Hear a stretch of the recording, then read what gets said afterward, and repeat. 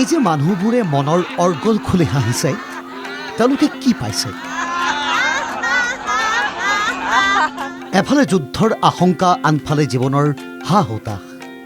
এই সকলোকে আওকাণ কৰি মানুহবোৰে এনে কি মহৌষধৰ আশাত মুজিব বিচাৰিছে? তেওঁলোকৰ লক্ষ্য উদ্দেশ্য যিয়েই নহওক, আপুনি এটা কথা মন কৰিছেনে? এই মানুহবোৰ মূলতঃ সুখী হৈছে। হাঁহিক মহৌষধ হিচাপে বাছি লৈছে তেওঁলোকে। আজি বিশ্ব হাস্য দিৱস।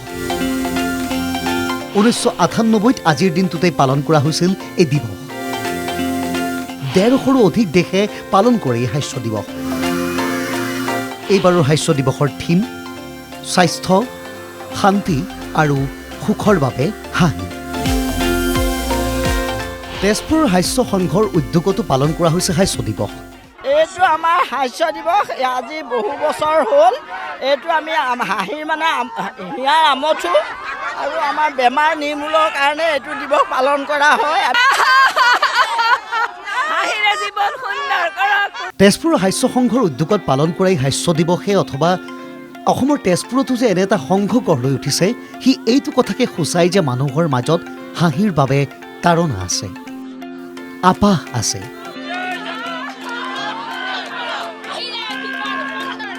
আছে যত জঞ্জাল, যত জৰা ব্যাধি আওকাণ কৰি হাঁহি থকাৰ, হহুৱাই ৰখাৰ এক মহৎ উদ্দেশ্য। ৰসৰাজ লক্ষ্মীনাথ বেজবৰুৱাদেৱেও কৈছিল, ক্লান্ত মানুহৰ বাবে হাঁহি হ'ল বিশ্ৰাম, হতাশগ্ৰস্তৰ বাবে আশাৰ জ্যোতি, দুখী তাপীৰ বাবে সূৰ্যৰ কিৰণ আৰু সকলোৰে শাৰীৰিক তথা মানসিক কষ্ট দূৰ কৰাৰ মহৌষধ।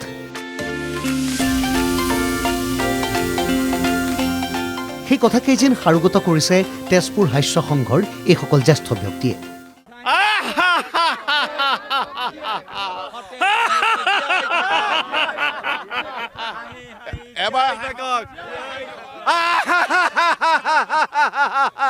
দেশৰ আন আন প্ৰান্ততো উদযাপন কৰা হৈছে বিশ্ব হাস্য দিৱস। কোনো কাৰণ, কোনো উপলক্ষ নিবিচৰাকেই মানুহবোৰে কেৱল হাঁহিছে আৰু হাঁহিছে। বিগত বহু বছৰ ধৰি চুবুৰীয়া ৰাষ্ট্ৰ চীনেও মানুহৰ হাঁহিৰ ওপৰত গুৰুত্ব দি আহিছে। মানুহৰ মানসিক স্বাস্থ্যক উন্নত কৰাৰ ই যে অন্যতম এক সাধন, তাক উপলব্ধি কৰিছে মানুহখিনি।